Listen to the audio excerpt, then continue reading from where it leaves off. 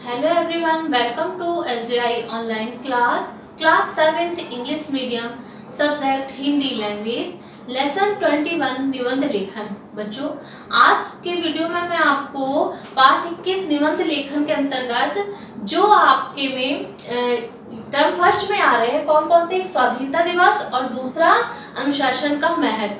तो सबसे पहले मैं आपको बताऊं कि निबंध का अर्थ क्या है, निबंध लेखन कैसे करना चाहिए, ठीक है, उसको लिखते समय किन किन बिंदुओं को ध्यान में रखना चाहिए, ये बताती हूँ मैं आपको निबंध समझाऊंगी।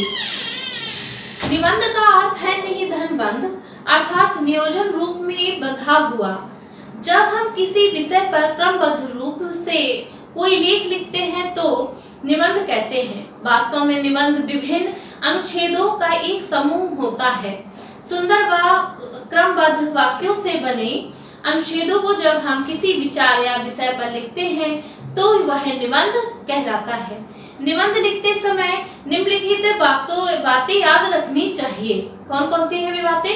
पहले, विषय के सभी पक्षों पर विचार करना चाहिए। दूसरा बिंदु, विषय के बिंदु सोच लेने चाहिए। तीसरा, निबंध अनुच्छेद में लिखा जाना चाहिए। चौथा, भाषा सरल, स्पष्ट और विषय को समझाने वाली हो। इसके बाद विचारों में क्रमबद्धता और रोचकता हो। नेक्स्ट, व्यर्थ की बातें ना होकर भाषा विचार क्रमानुसार हो।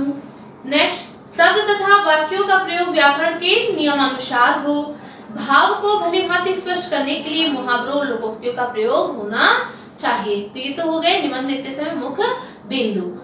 अब है स्वाधीनता दिवस पर निबंध। तो स्वाधीनता दिवस पर निबंध लिखते समय सबसे पहले हम रूपरेखा लिखते हैं। उसमें सबसे पहला आपको पॉइंट होगा प्रस्तावना, दूसरी हेडिंग होगी आपकी कब और क्यों, तीसरी हेडिंग होगी स्वाधीनता का मूल्य और चौथी हेडिंग होगी भारत का भविष्य। तो सबसे पहले प्रस्तावना देखिए। 1947 ईस्वी से सबसे पहले हम सभी भारतवासी विदेशी जाति अंग्रेजों के गुलाम थे। हमारा अपना कोई महत्व नहीं था। दुनिया हमें घृणा की दृष्टि से देखती थी। विदेशों में सब जगह हमारा अपमान होता था। महात्मा गांधी जैसे व्यक्ति के पास रेल का प्रथम श्रेणी का टिकट होते हुए भी दक्षिण अफ्रीका में उन्हें रेल के डिब्बे से नीचे फेंक दिया गया। सर्दी की भयंकर और काली रात थी और गांधी जी को प्लेटफॉर्म पर धक्का दे दिया गया था। अब कब और क्यों? 15 अगस्त 1947 के दिन भारत अंग्रेजों के शासन से मुक्त हुआ। अंग्रेजों की गुलामी पर भारतीयों के कंधे से उतर गया। इस दिन हिंदू और मुसलमान के नाम पर भारत के दो टुकड़े हो गए। पाकिस्तान नाम का राष्ट्र अलग स्वतंत्र राष्ट्र बन गया। 15 अगस्त 1947 की आधी रात 12 बजे दिल्ली के लाल किले से गुलामी का प्रतीक अंग्रेजी राष्ट्र का झंडा यूनियन जैक उतार दिया गया और हमारा राष्ट्रीय ध्वज तिरंगा लहराया गया। 1857 के प्रथम स्वतंत्रता संग्राम का सपना आज के दिन पूर्ण हुआ था। इस दिन भारत स्वाधीन हो गया। भारत की गुलामी की जंजीरें काट दी थी। इसके बाद है नेक्स्ट, स्वाधीनता दिवस का मूल्य चुकाने के लिए हजारों स्वतंत्रता सेनानियों ने अपना बलिदान दिया। देश के हजारों नैनीहाल वर्षों जेलों में सड़ते रहे। अंग्रेजों ने मां भारती के सैकड़ों सपूतों को फांसी के तख्ते पर चढ़ा दिया। लोकमान्य तिलक तथा वीर सावरकर को अंडमान की ओर महात्मा गांधी, जवाहरलाल नेहरू, सरदार पटेल, वीर सुभाष जैसे वीरों के साथ जेल की अनेक जेलों में भयंकर यातनाएं सहनी पड़ी। क्रांतिकारी वीरों में चंद्रशेखर आजाद, भगत सिंह, राजगुरु, राम प्रसाद बिस्मिल, खुदीराम बोस, अशफाक उल्लाह जैसे वीरों ने अपने प्राणों की आहुति दी। जाने कितनी माताओं की गोदें सूनी हो गईं, कितनी ही बहनों के भाई बिछुड़ गए, कितनी ही सुहागिनों की मांगों का सिंदूर उजड़ गया। जलियांवाला बाग जैसा हत्याकांड हुआ, तब वो कहीं जाकर आजादी प्राप्त हुई। आज हम स्वाधीन हैं। अपने देश की उन्नति के लिए हमें परिश्रम करना है, योग्य बनना है, अपने कर्तव्य, देश प्रेम और दायित्व की पूर्ति करके ज्ञान विज्ञान व्यापार में आगे बढ़ते जाना है। आर्थिक क्षेत्र में, सैनिक शक्ति में तथा कृषि क्षेत्र में दुनिया के देशों में आगे बढ़ना है। इसके बाद नेक्स्ट आपका निबंध है अनुशासन का महत्व। अनुशासन का महत्व में कौन सी हेडिंग है बच्चों? प्रस्तावना, अनुशासन क्या है, अनुशासन की आवश्यकता और उपसंहार।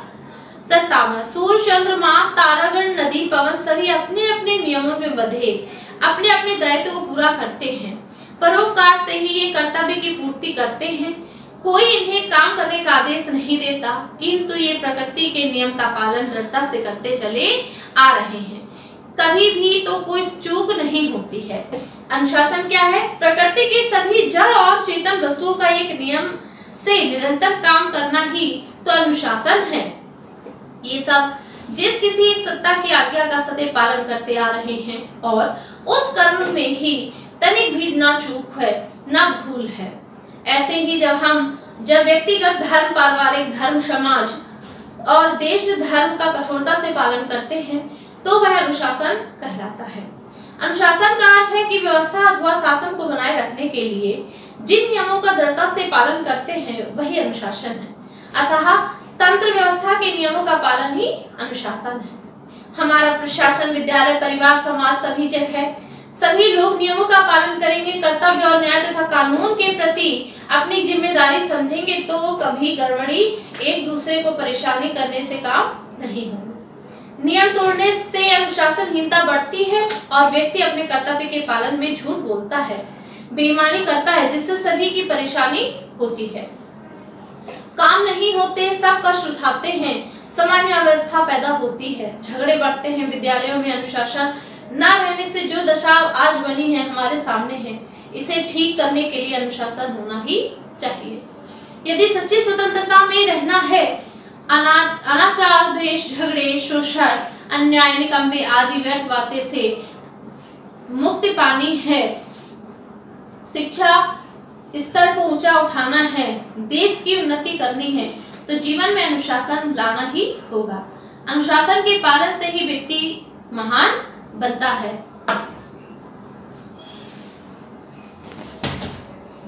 इसके बाद बच्चों आपने समझा कि अनुशासन का महत्व क्या है।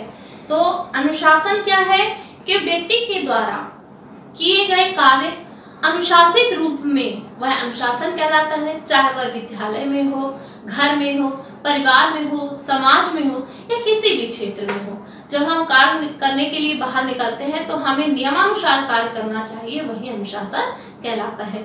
अनुशासनबद्ध व्यक्ति हर कार्य में सफल होता है, लेकिन जो अनुशासनहीनता करता है वह किसी भी क्षेत्र में सफल नहीं होता, हर क्षेत्र में उसको पीछे किया जाता है। जैसा कि अभी आपने समझा, इसको पुनः समझ लीजिए कि अनुशासन की आवश्यकता क्यों होती है। हमारा प्रशासन, विद्यालय, परिवार, समाज सभी जगह सभी लोग नियमों का पालन करेंगे, कर्तव्य और न्याय तथा कानून के प्रति अपनी जिम्मेदारी समझेंगे तो फिर गड़बड़ी एक दूसरे को परेशान करने के काम नहीं होंगे। नियम तोड़ने से अनुशासनहीनता बढ़ती है और व्यक्ति अपने कर्तव्य के पालन में झूठ बोलता है, बेईमानी करता है, जिससे सभी की परेशानी होती है, काम नहीं होते, सब कष्ट उठाते हैं, समाज में अव्यवस्था पैदा होती है, झगड़े बढ़ते हैं। विद्यालयों में अनुशासन न रहने से जो दशा आज बनी है हमारे सामने है, इसे ठीक करने के लिए अनुशासन होना ही चाहिए।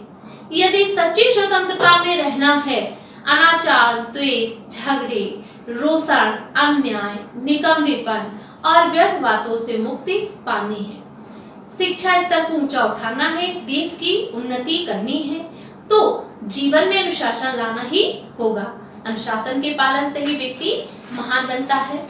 बच्चों एक बार जरा निबंध लेखन के जो मुख्य बिंदु हैं उन पर नजर डालिए। क्या है? निबंध लिखते समय निम्नलिखित बातें याद रखनी चाहिए। पहले विषय के सभी पक्षों पर विचार करना चाहिए। दूसरा, विषय के बिंदु सोच लेने चाहिए। तीसरा, निबंध अनुच्छेदों में लिखा जाना चाहिए। चौथा, भाषा सरल, स्पष्ट और विषय को समझाने वाली हो। पांचवा, विचारों में क्रमबद्धता और रोचकता हो। छठवां, व्यर्थ की बातें ना होकर भाषा विचार क्रमानुसार हो।